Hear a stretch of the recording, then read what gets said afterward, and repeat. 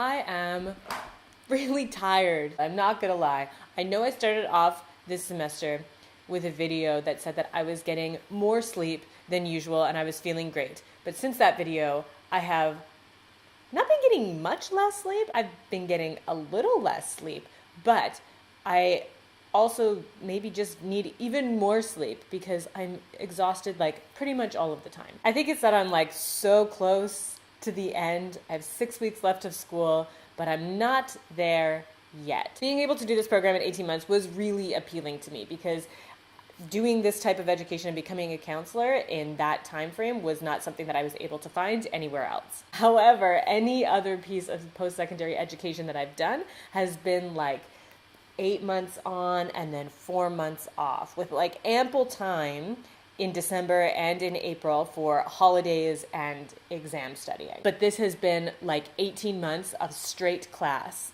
and a couple weeks at Christmas, for most of which I slept. And I don't mean to sound ungrateful because I am really happy that I can do it in 18 months and the style of education has been amazing. I think if it was like 18 months of just lectures and rote memorization, I would have gone completely crazy or turned into like a study zombie where I have to put my soul and personality in a box and just consume one piece of academic literature after another.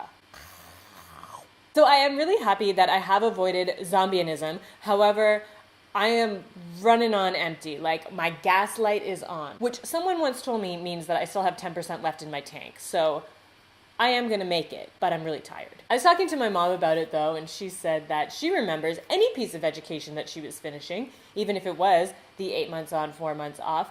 The last few months were always really exhausting. And if I think back, my undergrad, and also I did a post-secondary in journalism, and I felt the same near the end of both of those as well. So maybe this is just what usually happens near the end of an educational stint. However, I also don't like goodbyes and I don't like endings. So if I am using all of the information that I have got at Rhodes over these past 16 and a half months and analyzed my physiological state, I would say that it is actually quite indicative of my psychological state. Usually when there's an ending happening, I just like to like rip off the band-aid, get it over with as fast as possible, pretend it's not happening, and then future surf and plan for what's next. And I don't like to actually be present with what's happening because if I acknowledge what's happening in the present, I feel really sad. So to avoid the sadness, instead, I just choose to be frustrated that I'm not quite done yet. And so I plan my future practice, but then I'm frustrated with planning my future practice because I don't have everything I need